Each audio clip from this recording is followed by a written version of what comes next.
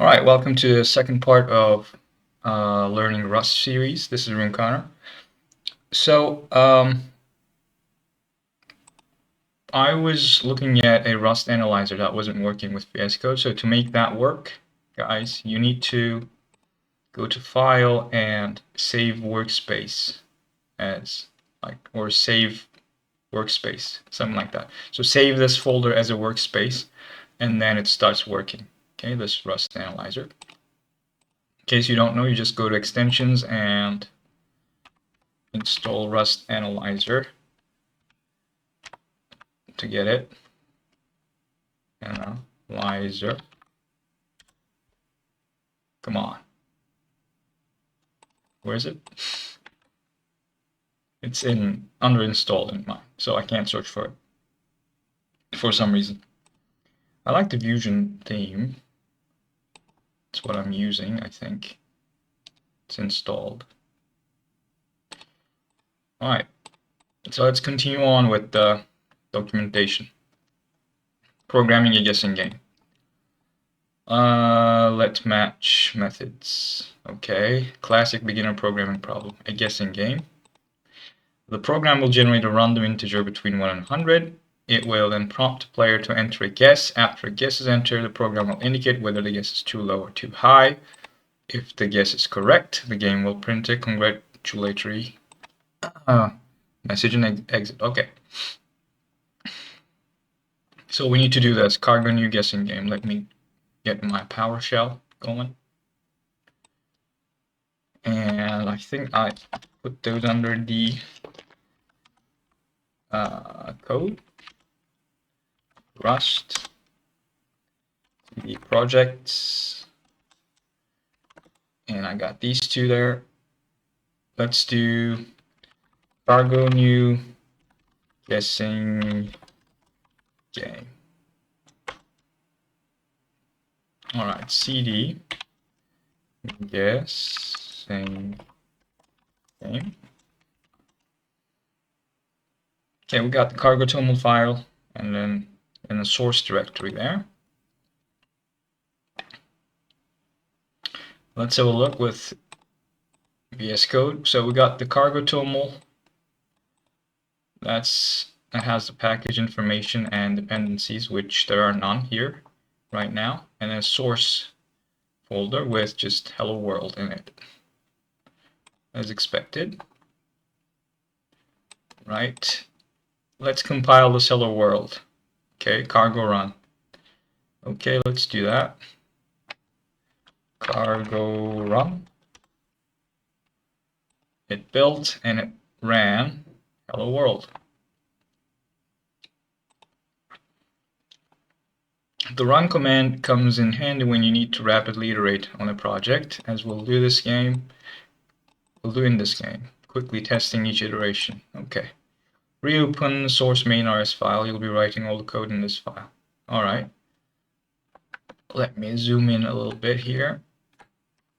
The first part of the guessing game program will ask for user input, process, and check that the input is in the expected form. To start, we'll allow the player to input a guess. Enter the code in listing 2-1, 2-1, and 2 main.rs. Okay. All right, let's do it. Let me actually do this. I'm just going to be writing the code here. Not you. Get me my VS Code. All right, so use standard input output is what I'm guessing this is. Function main, print line macro, guess the number, semicolon, and then another one, print line.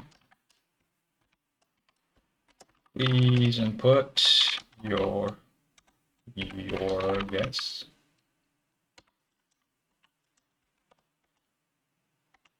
Let mute guess. not. I guess that means it's a mutable variable, meaning you can change whatever it's pointing at in the memory. String new. It's a string. What are these called? String type? Object? I know Python, so we call these objects in Python.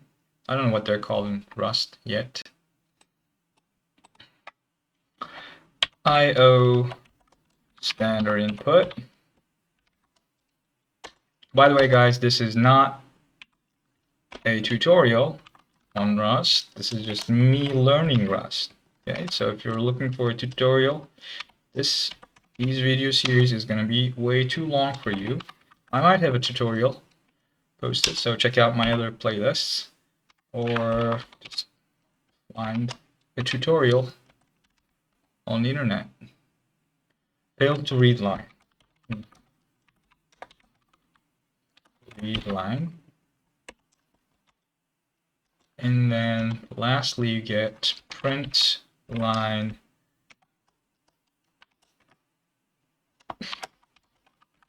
You guessed. Wow, you can do this. Not nice. So inside a string literal, you can input a variable with curly braces when you're using the print line macro. I think these are called macros in Rust anyway.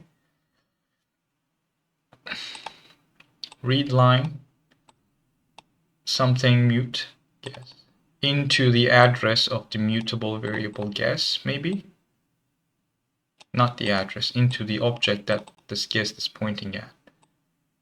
So this is like a pointer, pointers in C, which I don't know that well, to be honest. Okay. All right, so we wrote that. This code contains a lot of information, so let's go over it line by line. To obtain user input and then print the result as output, we need to bring the IO input-output library into scope. The input-output library comes from the standard library known as std. Okay. So the Rust standard library contains an input-output module or library. They call that library. And they call std the standard library. Library contains a library. Okay. By default, Rust has a set of items defined in the standard library that it brings into the scope of every program. This set is called the prelude. Okay, interesting. And you can see everything in it in the standard library documentation. Have a look at it, maybe. All right, let's just continue reading. If a type you want to use isn't in the prelude, you have to bring that type into scope explicitly with a use statement. Okay. The Rust prelude. Prelude. How do you pronounce that? I'm not a native speaker, by the way. I might sound like one, but I'm not. So I don't know how to pronounce some things. Let me just prelude pronunciate. Okay. Let me check that too. Prelude has contents, OPS. Okay. Contents.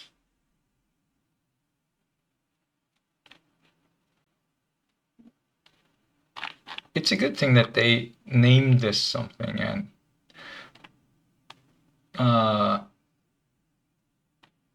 grouped it into a library. That's prelude.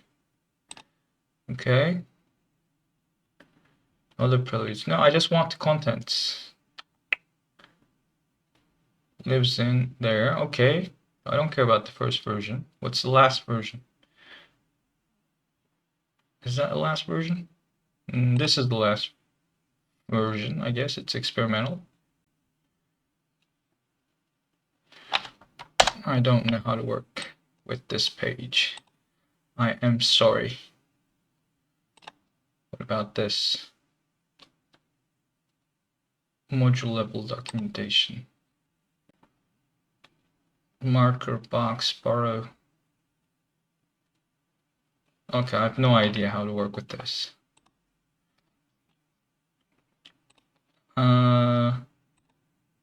Prelude. Aussprache. Let's change to English. Why can I not? Come on. Prelude. Okay, prelude. Whatever. If a type you want to use is in a prelude, you have to bring that type into scope explicitly with a use statement. Okay, that's why we did standard input-output. As you saw in chapter 1, the main function is the entry point into the program. Yep. The fn syntax declares a new function, parentheses, indicate there are no parameters, and the curly bracket starts the body of the function. Print line is a macro that prints a string to the screen. Okay, yeah. This code is printing your prompt, stating what the game is, and requesting input. Storing values with variables. Next, we'll create a variable to store the user input like this. Let mute guess string new. Now the program is getting interesting. There's a lot going on in this little line. We use the let statement to create the variable. Here's another example. Let apples 5. This line creates a new variable named apples and binds it to the value 5. In Rust, variables are immutable by default, meaning once we give the variable a value, the value won't change. We'll be discussing this concept in detail in Variables and Mutability section, chapter 3. To make a variable mutable, we add mute before the variable name. Yep, this is where the safety of Rust comes. In contrast with languages like C or Python, etc. So variables are not variables by default, they're constants. Alright, you need to add mute before the variable name to make it mutable explicitly. Note the double / syntax starts a comment that continues until the end of the line. Rust ignores everything in comments. We'll discuss comments in more detail in chapter 3. Okay. Returning to the guessing game program, you know that the let mute guess will introduce a mutable variable named guess. The equal sign tells Rust we want to bind something to the variable. Yeah, it's the assignment operator, I guess. On the right of the equal sign is the value that guess is bound to, which is the result of calling string new, a function that returns a new instance of a string. String is a string type provided by the standard library that is growable, UTF-8 encoded bit of text. Growable, meaning dynamic. It's a dynamic type, maybe. So you don't need to specify the length of the string or the number of characters in the string. Nice. The double colon syntax in the new line indicates that new is an associated function of the string type. So these are called types in Rust. Objects in Python, but types in Rust. An associated function is a function that's implemented on a type, in this case string. This new function creates a new empty string. It's called an associated function. So these are called methods in Python. And in Rust, you call them associated functions. Okay, makes sense. We'll find a new function on many types because it's a common name for a function that makes a new value of some kind. In full, the let mute guess assignment operator string new line has created a mutable variable that is currently bound to a new empty instance of a string. Okay, receiving user input. Recall that we included the input-output functionality from the standard library with the use standard IO on the first line of the program. Now we'll call the standard in function from the IO module, which will allow us to handle user input. So this just reads from the standard input, which is probably the console in your operating system, I guess. Okay, and then IO standard in invokes the standard input, and then dot read line. This is an associated function of the standard input, I guess. That will, well, actually, interesting. So IO is the module, standard in is the associated function, and dot read line, I don't know what that is. Well, let's see. If we hadn't imported the IO library with the use standard IO at the beginning of the program, we could still use the function by writing this function call as standard IO standard in. The standard in function returns an instance of stdio stdin, which is a type that represents a handle to the standard input for your terminal. Nice, okay. Next, the line read line mute guess calls the readLine method on the standard input handle to get input from the user. Oh, they call this a method now. Okay, so associated function is not a method. Okay, so an associated function is just a function associated with a type. Whereas a method, where are you? Calls the readLine method on the standard input handle to get input from the user. Standard input handle, I don't know what that is. So we'll see. Readline.muteGuess calls the readLine method on the standard input handle to get input from the user. We're also passing ampersand mute guess as the argument to the readline to tell it what string to store the user input in. The full job of readLine is to take whatever the user types into standard input and append that into a string without overwriting its contents. So we therefore pass that string as an argument. Okay, makes sense. The string argument needs to be mutable so that the method can change the string's content. So it changes the string's content directly in memory, I think, wherever the string is located. The ampersand indicates that this argument is a reference, which gives you a way to let multiple parts of your code access one piece of data without needing to copy that data into memory multiple times. Yeah.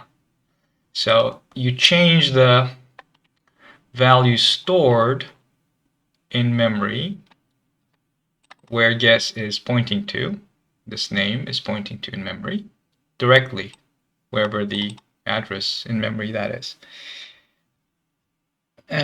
So you don't need to copy it multiple times. References are a complex feature, and one of Rust's major advantages is how safe and easy it is to use the references. You don't need to know a lot of those details to finish this program.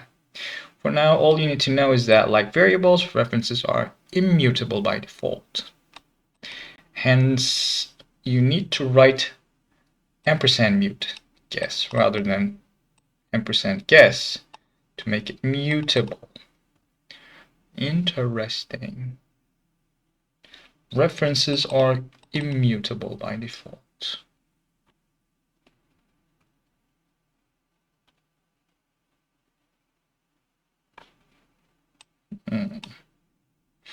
Address of the mutable. So you make guess mutable first and then get the reference to it. Okay. We'll get the address of the reference. Handling potential failure with result. We're still working on this line of code. So let's see.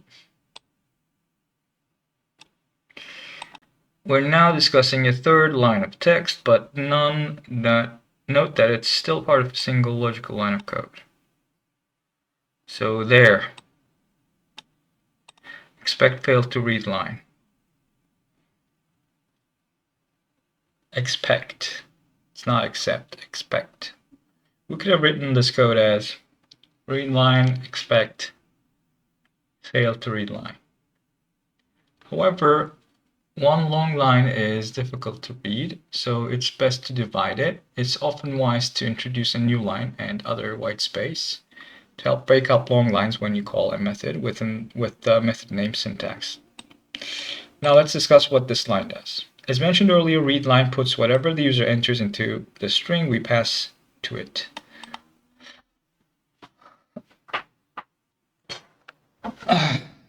Read line puts whatever the user enters into the string we pass to it. But it also returns a result value.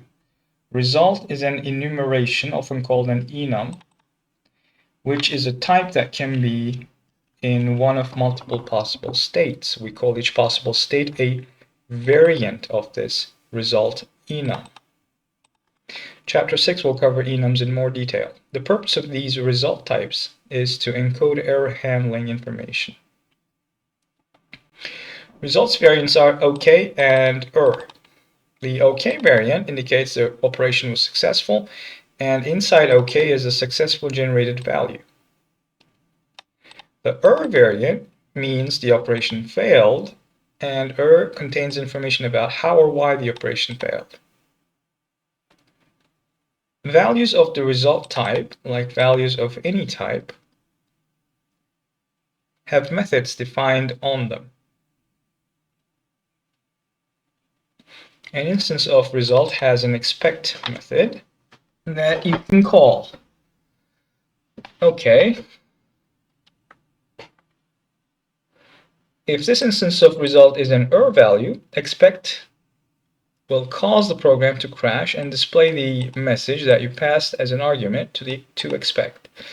If the readLine method returns an it would likely be the result of an error coming from the underlying operating system. If this instance of result is an OK value, expect will take the return value that OK is holding and return just that value to you so you can use it. In this case, that value is the number of bytes. And yeah, I didn't like the expect name for this operation. No, if this was like if error or something, that would have been better, I think. Or except even would be better.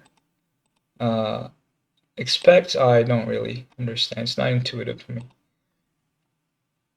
If you don't call expect, the program will compile, but you'll get a warning. Warning, guessing game, generated one warning. Finished. What is the warning? Unused result that must be used. Okay. You read line, and then read line generates a result type. Read line puts whatever the user enters, we pass it, but it also returns a result value. So read line produces a result which must be handled. Rust warns you that you haven't used the result value returned from readline, indicating that the program hasn't handled a possible error. This is great, actually. The right way to suppress the warning is to actually write error handling code. But in our case, we just want to crash this program when a problem occurs so we can use expect. You'll learn about recovering from errors in Chapter 9. Okay. Printing values with printline placeholders. Aside from the closing curly bracket, there is only one more line to discuss in this code so far. This line prints the string that now contains the user input. The curly braces is a placeholder. Think of these as little crab pincers that hold the value in place. Interesting. Okay. Crab pincers. Okay, so crustaceans. I think that's a reference. When printing the value of a variable, the variable name can go inside the curly brackets. When printing the result of evaluating an expression, place empty curly brackets in the format string. Then follow the format string with a comma-separated list of expressions to print each empty curly bracket. So you could do it like this as well. But I find this more intuitive. Printing a variable and the result of an expression in one called print line would look like this. Yeah. This will print the value of x here, and this will print the value of y here because y plus 2, sorry, because you have this comma y plus 2 coming after the formatted string.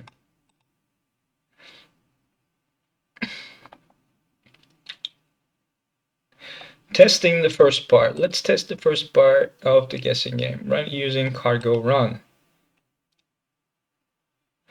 Okay, so we got main rs. Let's do cargo run.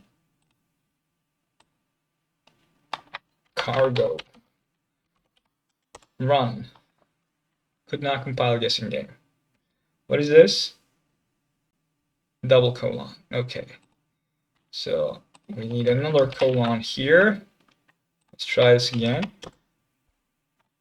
Input your guess. 6. You guessed 6. Okay. At this point, the first part of the game is done. Generating a secret number. Next, we need to generate a secret number that the user will try to guess. The secret number should be different every time, so we need a random module. The Rust team does provide a rand crate. Nice.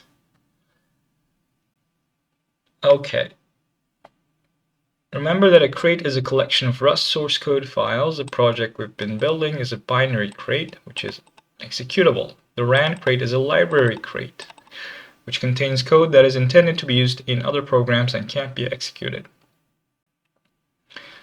on its own, that is. Cargo's coordination of external crates is where Cargo really shines. Before we can write code that uses rand, we need to modify the cargo toml file to include rand crate. Open that file now and add the following line to the bottom beneath the dependencies. Okay, let me just copy this and get to my guessing games cargo toml and paste it in. There we go.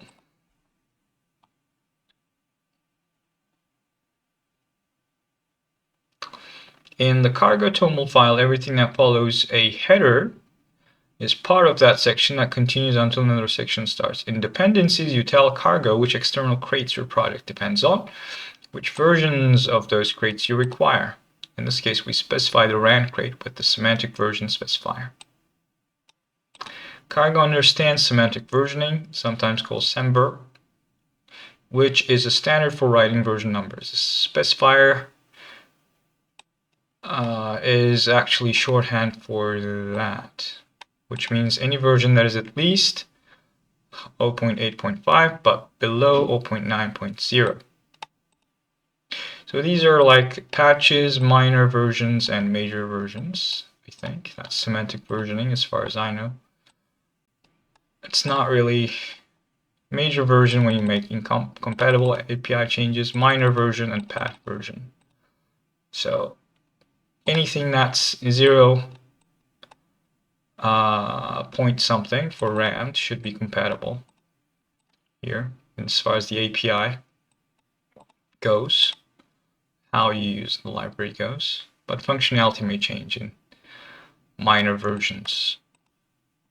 Cargo considers these versions to have public APIs compatible with version 0.8.5. The specification ensures you get the latest patch. Any version 0.9 or greater is not guaranteed to have the same API. Really? But it says major is when you're making incompatible API changes. So this should still have the same API. Anyway, when this 0 changes to 1, then you get an incompatible API as far as semantic versioning thingy goes. Let's build a project, cargo build. Now without changing any of the code, let's build. Okay. Why? Let's do that. Cargo build.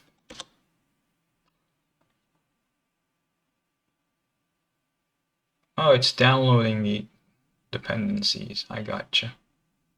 Okay. You may see different version numbers, but they will all be compatible with the code thanks to Semver. And different lines. And the lines are being in a different order. Okay. When we include an external dependency, Cargo fetches the latest versions of everything that dependency needs from the registry, which is a copy of data from crates.io.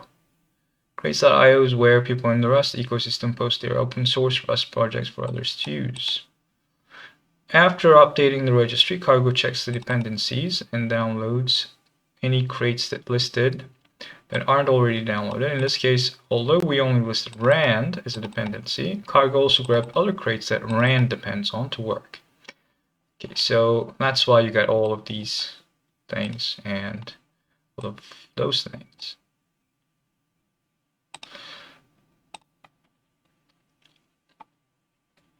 So Rand depends on other cargo packages, cargo crates, that is, and they're downloaded too. If you immediately run cargo build again without making any changes, you won't get any output aside from the finish line. Cargo knows it has already downloaded, compiled dependencies, and you haven't changed anything about them in your cargo toml file. Cargo also knows that you haven't changed anything about your code, so it doesn't recompile that either. With nothing to do, it simply exits. Okay. If you open the main.rs file, make a trivial change and then save it and build it again, you'll only see 2 lines about compiling and then finished. These lines show that Cargo only updates the build with your tiny change to main.rs file. Your dependencies haven't changed, so Cargo knows it can reuse what it has already downloaded and compiled for those. Ensuring reproducible builds with the cargo lock file.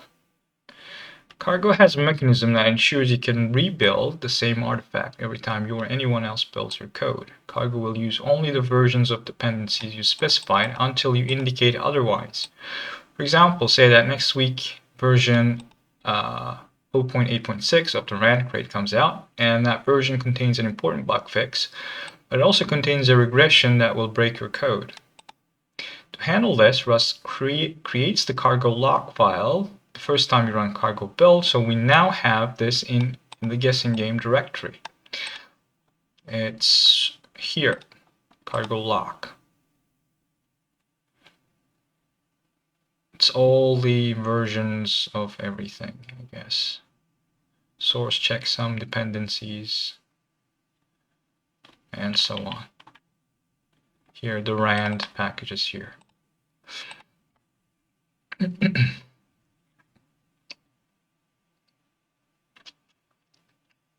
When you build a project for the first time, Cargo figures out all the versions of the dependencies and then writes them to the cargo lock file. Cargo will see that cargo lock file exists and will use the version specified there rather than doing all the work of figuring out versions again. This lets you have a reproducible build automatically. In other words, your project will remain 0.8.5 until you explicitly upgrade thanks to the cargo lock file. Because the cargo lock file is important for reproducible builds, it's often checked into source code control with the rest of the code in your project. So you check this into Git if you're using Git. Source control, commit. I don't know about that. We got the guessing game, we got the... I don't know where these guys are. These will be... there are no state changes to commit. Would you like to commit them directly? What does that mean? I don't even know what that means.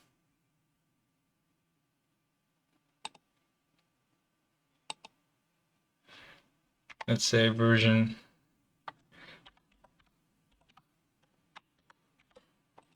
commit. Yes, sure. Whatever you say. Publish branch. Sign in using GitHub. Maybe. I'll do that later. Let's do this. Commit. Okay.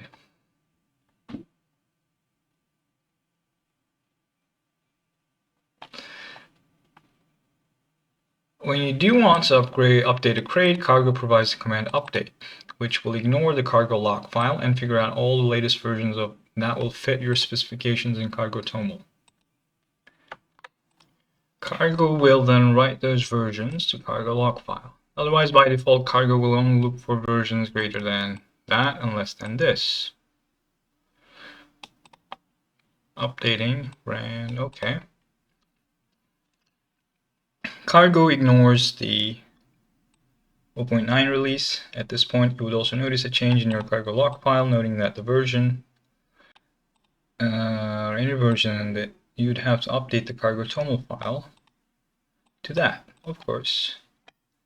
The next time you run cargo build, Cargo will update the registry of crates, evaluate your RAND, which we'll discuss in chapter 14. Okay. Cargo makes it very easy to use libraries. So Rustaceans are able to write smaller projects that are assembled from a number of packages. All right, let's generate a random number. The next step is to update source main as shown here. Okay, what do I need to update here?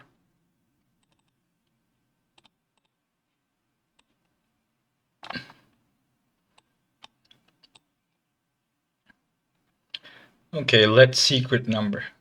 I need to add this to my code. Let me get it here. Let secret number rand red range. What is that? Gen range 1 to 100. And then you print the secret number. Secret number is secret number.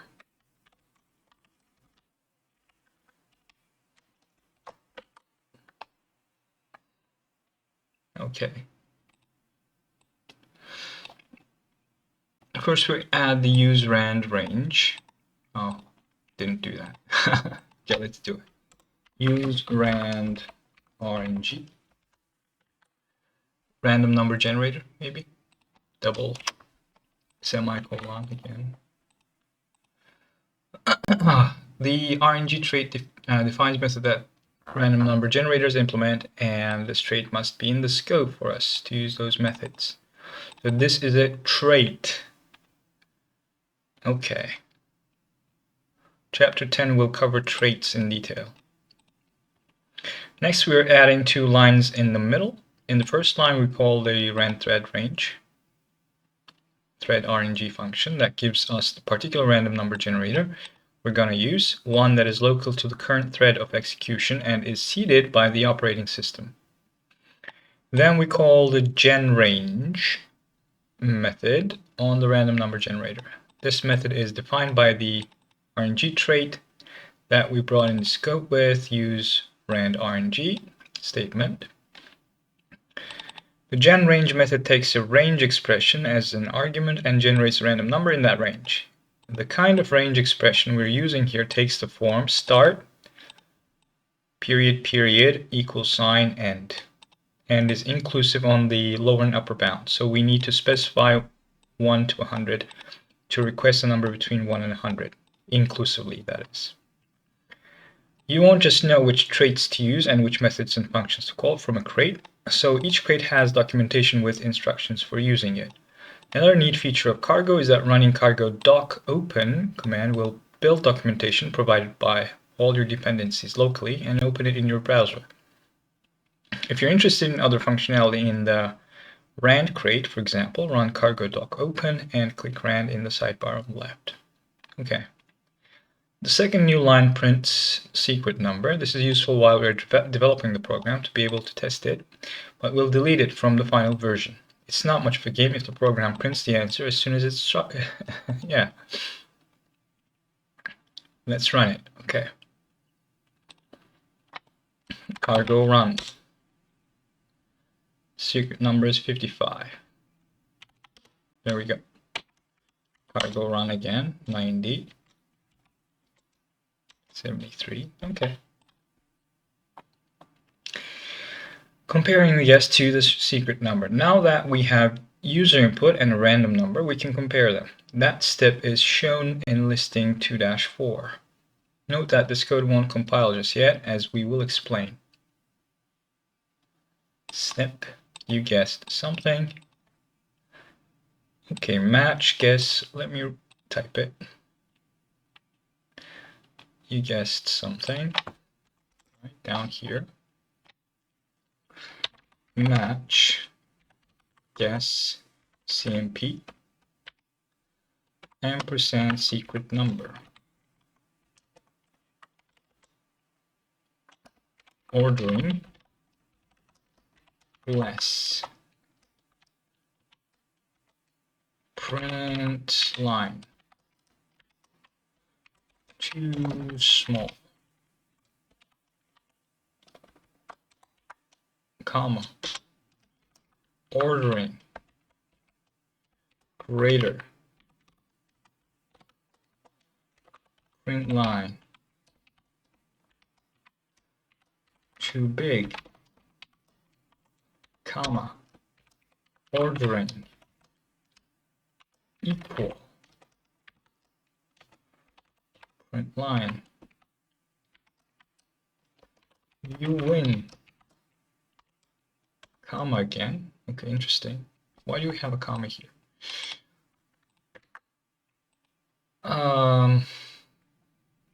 First we add another use statement, bringing a type called, not that.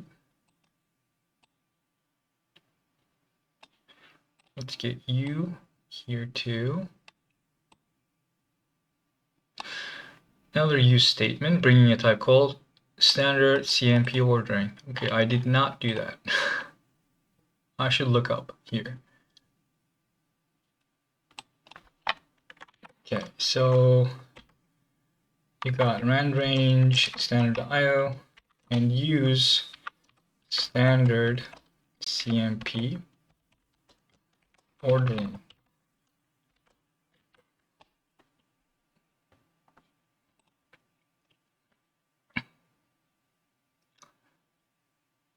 The ordering type is another enum and has the variants less, greater, and equal.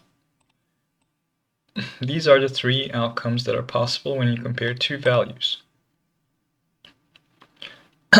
Then we add 5 new lines at the bottom that use ordering type.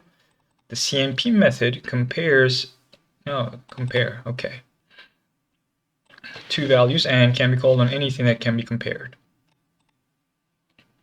It takes a reference to whatever you want to compare with. Here it's comparing guess to secret number. Okay, guess to secret number. Guess dot compare. Guess is a mutable variable. It's a string. So you can do dot string dot compare.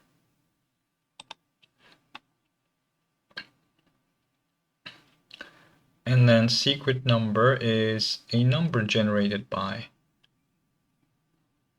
this, the rand crate, rand module crate, whatever it's called.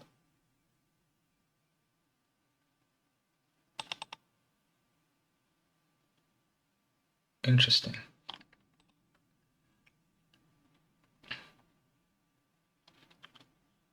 It's comparing guess to secret number. Then it returns a variant of the ordering enum. We use a match expression to decide what to do next based on which variant of ordering was returned from the call to compare with the values guess and secret number. A match expression is made up of arms. An arm consists of a pattern, okay, to match against, and the code that should be run if the value given to match. Pattern. So I think this is the pattern. This is the pattern, and this is the code that's run, probably. Rust takes the value given to match and looks through each arm's pattern in turn. Patterns in the match construct are powerful Rust features. They let you express a variety of situations your code might encounter, and they make sure you handle them all. These features will be covered in detail in Chapter 6 and Chapter 18, respectively. Let's walk through an example with the match expression we use here. Say that the user has guessed 50 and the randomly generated secret number, this time is 38. When the code compares 50 to 38, the CMP method will return ordering greater because 50 is greater than 30. So guess is 50 and secret number is 38. Greater. Guess is greater than secret number.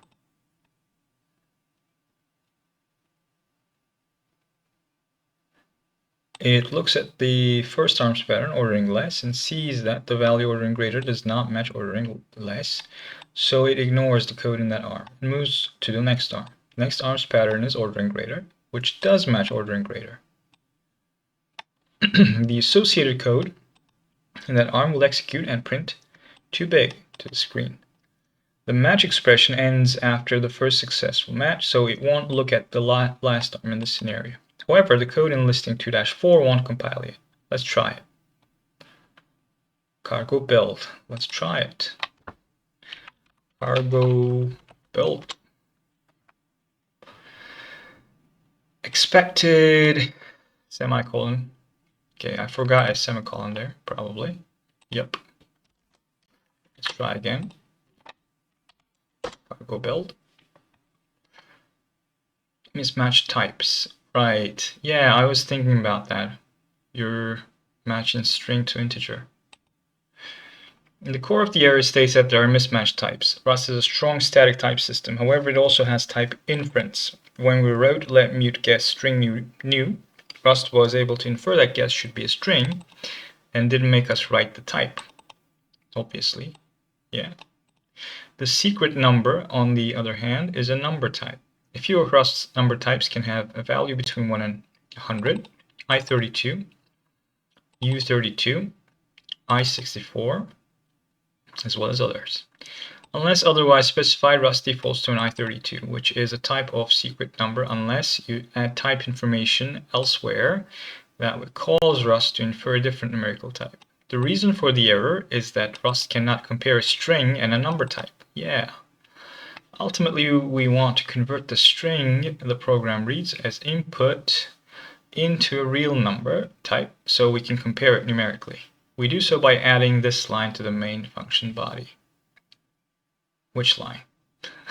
That's not a line. Okay, there we go. Let guess U32.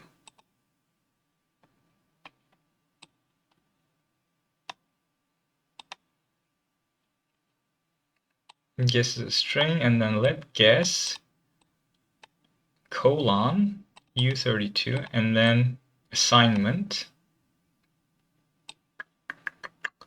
This is typecasting, isn't it?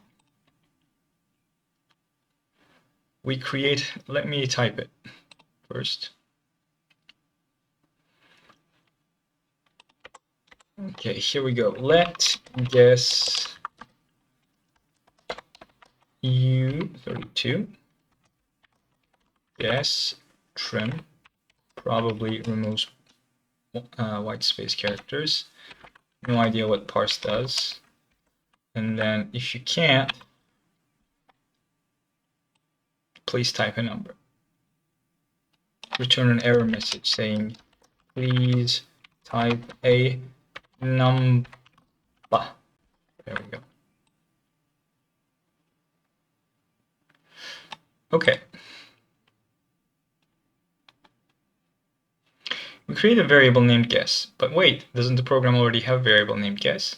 It does, but helpfully, Rust allows us to shadow the previous value of guess with a new one. Shadowing lets us reuse the guess variable name rather than forcing us to create two unique variables such as guess string and guess, for example.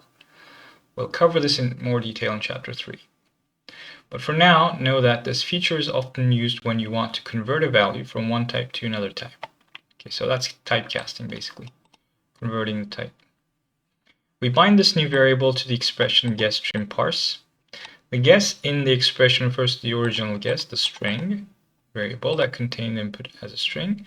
The trim method on a string instance will eliminate any white space at the beginning and at the end. Okay, which we must do to be able to compare the string to the U32, which can only contain numerical data. The user must press enter to satisfy read line and input their guess, which adds a new line character to the string. Okay, so enter is taken in as the input, as an input.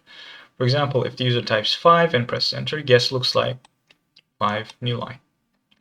The new line represents new line. Okay, so \n is new line character.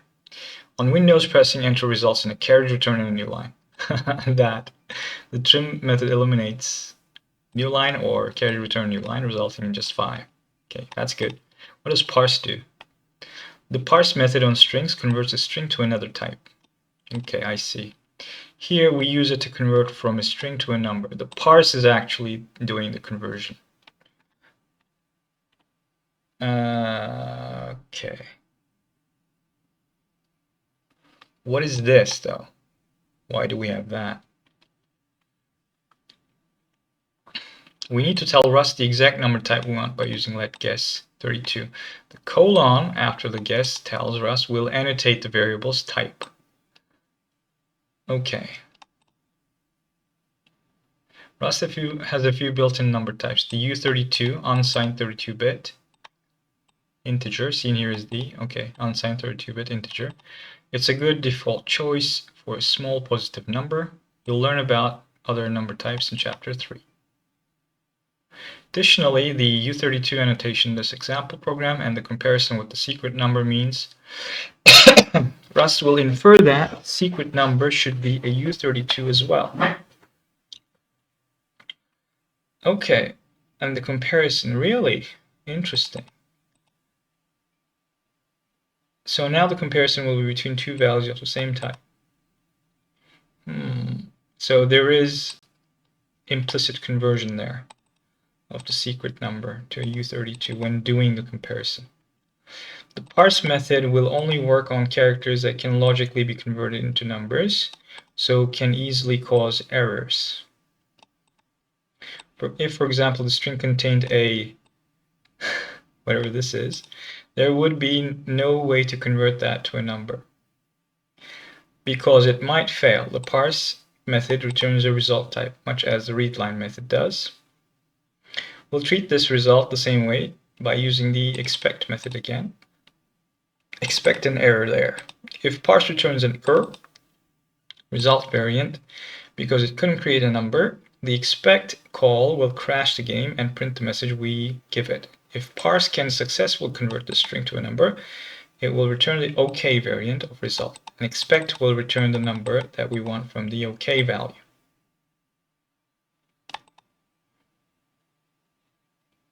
OK variant of result, and expect will return the OK value.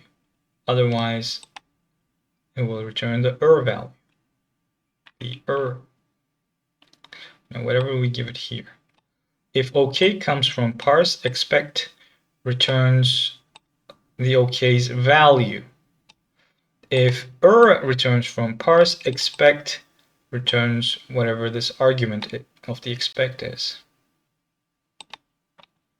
Gotcha.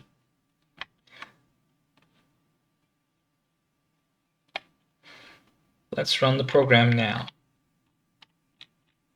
Okay. Cargo run. What is this? Again, 74, 20. And forgot the semicolon there. Coming from Python, of course, those semicolons are a pain for me for now. Input your guess. 15. I guess 15. I win. Yay. Let's run again. Let's say 30. Too small. Again. 90. Too big. It works. Now we just need a loop, I guess, to make this work properly. All right. Verify different behavior with different kinds of input. Allowing multiple guesses with looping. The loop keyword creates an infinite loop. We'll add a loop to give users more chances at guessing the number. All right, just loop. That's it. As you can see, we've moved everything from the guess. Let me just type that. Secret number is blah. And then input your guess. We're starting the loop here. Loop. And then get everything, all of this into the loop. There we go.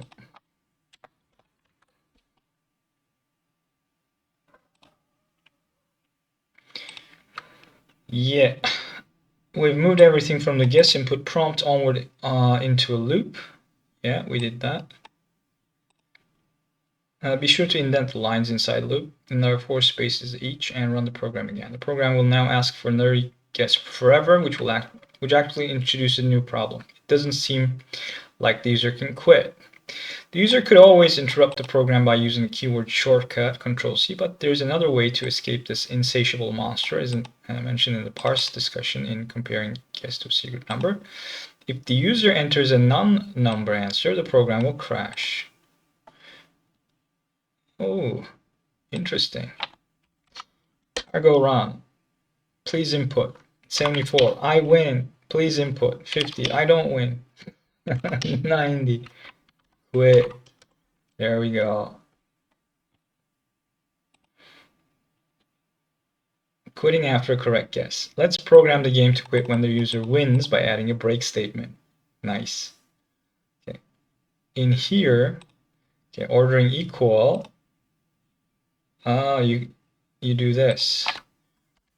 Create a block there. Nice. Okay, you win, and then break dance. That makes sense. After the line, you win makes the program exit the loop when the user guesses the secret number correctly. So then let's cargo run. Why? What did I forget again? Unclose the limiter. Oh, I thought it added that itself. I guess not. Cargo run. Input your guess. Oh, I don't want the secret number though. I want to see the secret number. Okay. 20, too small. 40, too big. 21, let's go. Nice. To further refine the game's behavior rather than crashing the program, let's make the game ignore a non-number so that the user can continue guessing. We can do that by altering the line where guess is converted from a string to a U32 as shown in lesson 2-5. Oh, you can do that? Okay, nice. If there is an error, you continue. Cool. Cool.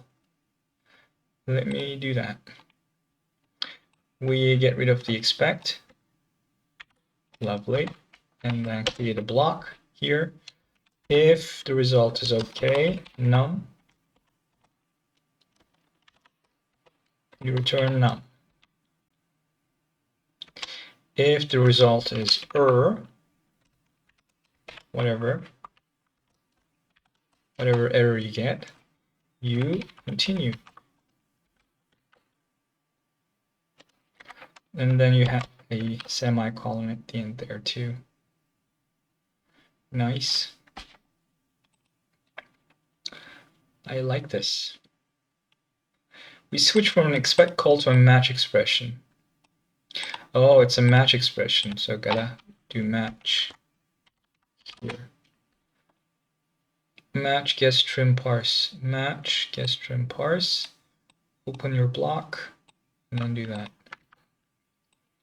You guess trim parse, and then parse returns either OK with the number or error with an error message, I guess. If it returns OK with number, the match expression returns num. If parse returns error, the match expression returns continue, meaning let's see the behavior. I think it will loop,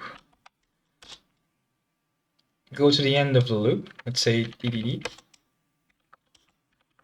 doesn't go to the end of the loop. It just loops. Oh, it goes to the start of the loop, of course. Continue is a loop expression which returns back to the start. So it just prints this line again and gets another guess. Okay, so that's the expected behavior. 86. There we go. We are using a match expression as we did with the ordering result. Okay, if parse is able to successfully turn the string into a number, it will return an OK value that contains the resultant number. That OK value will match the first arms pattern. Let's see the code here while reading it. And the match here, the first arm is here. And the match expression will just return the num value that parse produced and put inside the OK value. Okay, so it will just return this num. That number will end up right where we want it in the new guess variable we're creating. So that num will return right here. So imagine this, right? And will be assigned to guess. That's it. Otherwise, continue will come here. A continue statement here, and it will be executed, which means the code will return to back to the start of the loop. If parse is not able to turn the string into an, it will return an error. The error value does not match the OKNum pattern, but it does match the error pattern in the second arm. The underscore is a catch-all value in this example. We're saying we want to match all error values, no matter what information they have inside them. So the program will execute the second arm's code, continue, which tells the program to go to the next iteration of the loop and ask for another guess. So effectively, the program ignores all errors that parse might encounter. Cool. Cool, cool, cool. Would I do this explicitly? Is there a way to do this more explicitly, I wonder? If there's an error, continue. This is elegant. If this is idiomatic Rust, it is sure is elegant. Yes. Now everything in the program should work as expected. Let's try. I've already tried. Awesome. With one tiny final tweak, we'll finish the guessing game. Recall the program is still printing the secret number. That worked well for testing, but it ruins the game. Let's delete it. There we go. I'm going to delete this line. And that's it. At this point, you've successfully built the guessing game. Congrats. This project was a hands-on way to introduce you to many new Rust concepts: let, match, functions, the use of external crates, and more. In the next few chapters, you'll learn about these concepts in more detail. Chapter 3 covers concepts that most programming languages have, such as variables, data types, functions, shows how to use them in Rust. Chapter 4 explores ownership. Chapter 5 discusses structs and method syntax. Chapter 6 explains how enums work. All right, so I'll continue on, guys, in the next part of the series to common programming concepts here.